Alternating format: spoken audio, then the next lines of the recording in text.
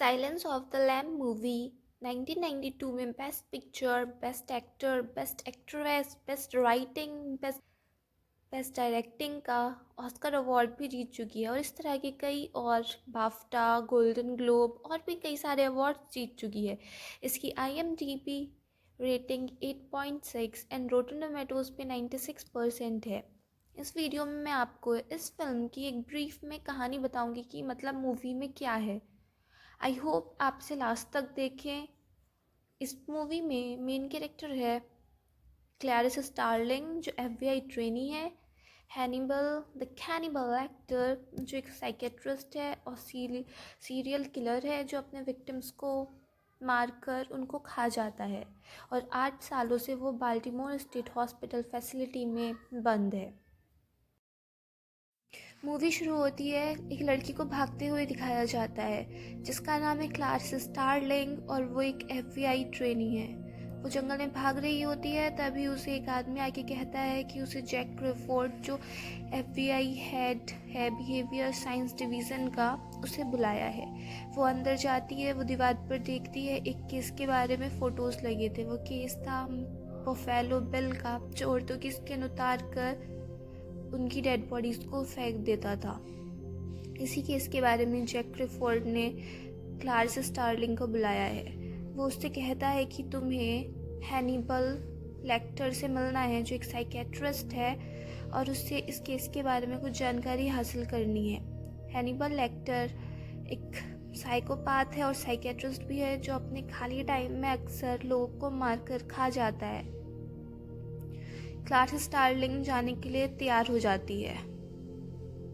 Doctor lateral से मिलने के लिए क्लैरिस बाल्टीमोर स्टेट हॉस्पिटल पहुंचती है और वहां पे उसे डॉक्टर चिल्टन मिलते हैं जो उससे कहते हैं कि हनीबेल से सावधान रहना, वो इंसानों को कच्चा चबा के खा जाता है। फिर क्लैरिस डॉक्टर लेक्टर से मिलती है, उनमें काफ़ी बातें होती हैं, वो उसकी बातों से इम्प्रेस हो जाते हैं और वो हेल्प करने के लिए तैयार हो जाते हैं। उसे कंडीशन भी रखते हैं कि तुम्हें मुझे एक दूसरी फैसिलिटी में शिफ्ट करवाना पड़ेगा और लास्ट में जाते जाते उसे एक हिंट भी देते हैं जिस हिंट की मदद से वो एक स्टोरेज यूनिट में जाती है। उस स्टोरेज यूनिट में कुछ कबाड़ा सा भी पड़ा था और मैनक्विन्स थे और काफ़ी कुछ सामान था।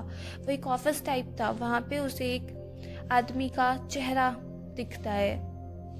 फिर इस बात को लेके वो डॉक्टर लेक्टर से मिलती है तो डॉक्टर लेक्टर कहते हैं कि मैंने उस आदमी को नहीं मारा है, वो मेरा एक पेशेंट था और उसका उस किलर से बफेलो बिल से कुछ रिलेशन है। दूसरी तरफ दिखाते हैं एक लड़की कार ड्राइव कर रही थी जिसका नाम था कैथरीन मार्टिन जो US सीनेटर की बेटी थी। उसका किडनैप हो जाता है। इस केस के सिलसिले में क्लैरिस फिर से डॉक्टर लेक्टर से मिलती है और उनसे पूछती है कि प्लीज़ मुझे कोई क्लू दो, मुझे कोई जानकारी दो उस किलर के बारे में। डॉक्टर कहते हैं कि मैं तुम्हारी कुछ हेल्प कर दूंगा बट तुम्हें मेरे कुछ क्वेश्चंस का आंसर देना होगा और वो क्वेश्चंस क्लैरिस के बचपन से रिलेटेड थे। वो आपस में फिर कुछ क्वेश्चंस आंसर डिस्कस करते हैं और क्लैरिस अपने बचपन के ट्रॉमास के बारे में उनसे शेयर करती है। फिर क्लैरिस बफेलो बिल के बारे में जितनी उनके पास इंफॉर्मेशन थी वो सब कुछ दे देती है और लास्ट में और उनसे ऑफ़र भी बनाती है कि हम तैयार हो गए हैं आपको एक दूसरी फैसिलिटी में शिफ्ट करने के लिए, बट आपको हमारी हेल्प करनी पड़ेगी। तो डॉक्टर उसे एक क्लू दे देते हैं और वो वहाँ से चली जाती है। डॉक्टर चिल्टन हैनिबल से मिलने आते हैं और वो उससे कहते हैं कि वो क्लैरिस ने जो तुम्हें ऑफ़र बताया है वो फेक है और वो तुम्हें दूसरी फैसिलिटी में शिफ्ट नहीं करने वाली है, इसलिए तुम मेरे साथ हो जाओ और मेरा साथ दो और मैं तुम्हें ज़रूर दूसरी फैसिलिटी में शिफ्ट करा दूंगा। फिर लेक्टर को मेम्फिस में लेकर जाया जाता है जहाँ पे वो कैथरीन की मदर US सीनेटर से मिलता है, उनके बीच में कुछ झड़प होती है और फिर से डॉक्टर लेक्टर को एक केज में बंद कर दिया जाता है जहाँ पे क्लैरिस उससे मिलने आती है। वो कहती है कि जो आपने मुझे पहले प्रूफ दिया था, आपने जो मुझे सबूत दिया था उससे मेरा मुझे कुछ समझ नहीं आया, प्लीज़ मेरी फिर से हेल्प करिए। फिर वहाँ पे क्लैरिस बताती है कि कैसे वो बचपन में एक फार्म पे रहती थी जहाँ पे बहुत सारे लैम्प्स थे।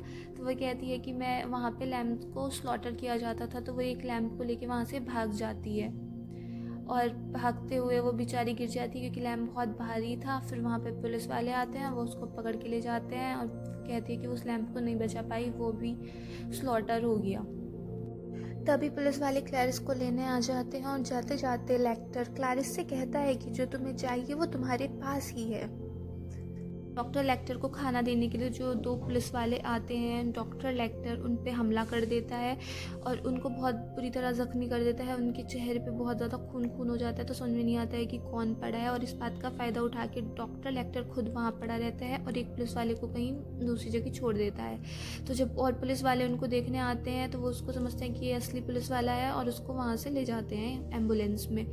एम्बुलेंस में डॉक्टर लेक्टर के साथ जो आदमी थे वो उसको मार के डॉक्टर लेक्टर वहाँ से भाग जाता है।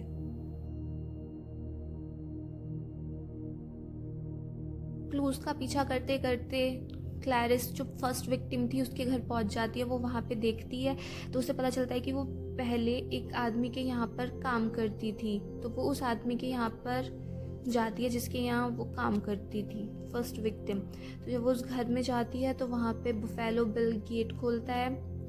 क्लैरिस उससे बातें करती है और वो उसे अंदर बुला लेता है। वो उससे जानकारी पूछता है कि क्या अभी तक FBI को कुछ पता चला है उस केस के बारे में, उसका कुछ पता चला है कि कौन है वो, उसके कुछ फिंगरप्रिंट्स या कुछ भी मिला है। क्लैरिस मना कर देती है और फिर वो वहाँ पे समझ जाती है कि यही असली कातिल है और इतने में ही वो फेलो बिल वहाँ से भाग जाता है। फिर क्लैरिस उसको चेज़ करती है और वो वहाँ पे डार्क सब में लाइट ऑफ कर देता है, जिससे वो खुद ने तो उसने नाइट गॉगल्स लगा रखे थे और क्लैरिस फिर आखिर में उसको मार देती है और वहाँ पे कैथरीन को भी बचा लेती है। दिखाते हैं कि फिर क्लैरिस ग्रेजुएट हो चुकी है, वो FBI एजेंट बन चुकी है और उसकी ग्रेजुएशन पे डॉक्टर लेक्टर का फ़ोन आता है। वो कहते हैं उससे कि मैं तुमसे मिलने नहीं आऊँगा और मैं तुम्हारा पीछा भी नहीं करूँगा और अब मैं अपने एक फ्रेंड को खाने के लिए बुला रहा हूँ। और वो दिखाते हैं कि डॉक्टर चिल्टन वहाँ पे जा रहे होते हैं सामने से और वहीं पे मूवी ख़त्म हो जाती है।